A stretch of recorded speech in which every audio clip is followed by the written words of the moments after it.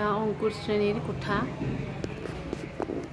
ইয়াত আমি বৰ্তমান তিনিটা ব্যৱস্থা কৰিছোঁ। এয়া কলা চালা, ৱালতে এনেকৈ কলা চালাৰ ব্যৱস্থা কৰিছোঁ। আৰু যেতিয়া তেওঁলোকক বজাবলৈ দিয়া হয় তেতিয়া যিখিনি বাদ্যযন্ত্ৰ আছে সেইখিনি উলিয়াই দিয়া হয় ডেস্কত। এয়া ৰংগমঞ্চৰ কাৰণে এনেকুৱাকৈ তৈয়াৰ কৰি লোৱা হৈছে। যেতিয়া আমি ৰংগমঞ্চ তেওঁলোকক কৰিব দিওঁ তেতিয়া আমি এনেদৰে উপস্থাপন কৰাম, কিন্তু বাকীখিনি অংকন কৰি লৈছোঁ।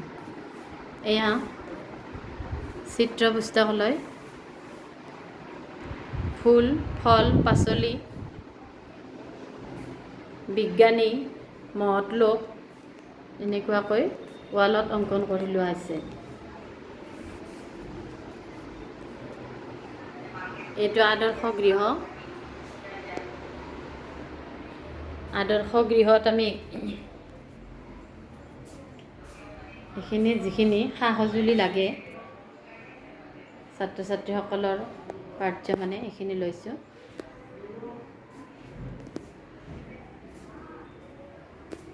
এইটো প্ৰভাত শ্ৰেণীৰ কোঠা। ইয়াত আমি বৰ্ণফলক, বাৰ, মাহ,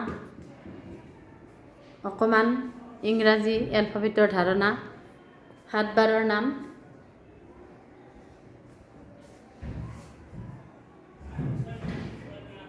ঠিক তেনেকুৱাকৈ ঋতু, সংখ্যা, প্ৰদৰ্শনী কক্ষ আৰু বস্তু সংগ্ৰহালয় প্ৰভাত শ্ৰেণীৰ কক্ষতে আমি এনেদৰে বনাই লৈছোঁ।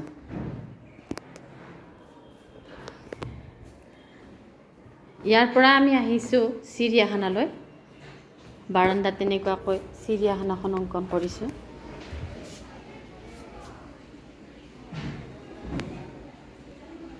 এয়া চিৰিয়াখানা, পোহনীয়া, ঘৰচীয়া, বনৰীয়া এই সকলো জীৱ জন্তু, চৰাই চিৰিকটি অংকন কৰা আছে। ইয়াত গছৰ ডালত টুনটুনি চৰাই বাহ সাজিছে। এইটো জিৰাফ, ময়ূৰ ৱালতে এনেকৈ অংকন কৰিছোঁ। লগে লগে বাগিচাৰো ব্যৱস্থা কৰা হৈছে।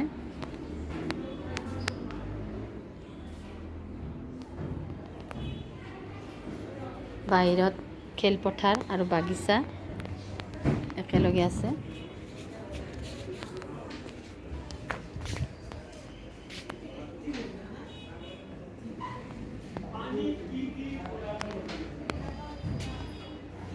এয়া প্ৰাৰ্থনা গৃহ।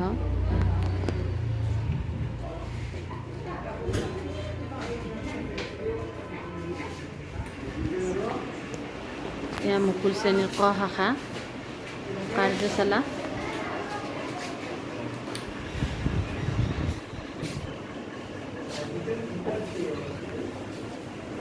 কাহিনী গঠন,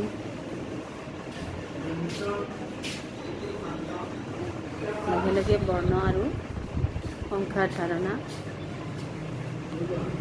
এইটো মুকুল শ্ৰেণীৰ ক শাখা। ইয়াত আছে মুকুল শ্ৰেণীৰ খ শাখা। আৰু আমি ইয়াত বিজ্ঞানাগাৰৰ ব্যৱস্থা কৰিছোঁ। কিছু বিজ্ঞানৰ সা সঁজুলি ধাৰণা দিয়া হৈছে আৰু সৰু সুৰাকৈ কিছু কাহিনী গঠনো ৰাখিছোঁ, সংখ্যা আৰু বৰ্ণ ৰাখিছোঁ। গতিকে আমি মুঠ 11টা ব্যৱস্থাৰে পাৰশৈক্ষিক ব্যৱস্থা চলাই আছোঁ। খেলপথাৰ, ছাত্ৰ ছাত্ৰীসকলক আমি এনেদৰে পাৰশৈক্ষিক ব্যৱস্থাৰে শিক্ষা দিবলৈ প্ৰয়াস কৰিছোঁ।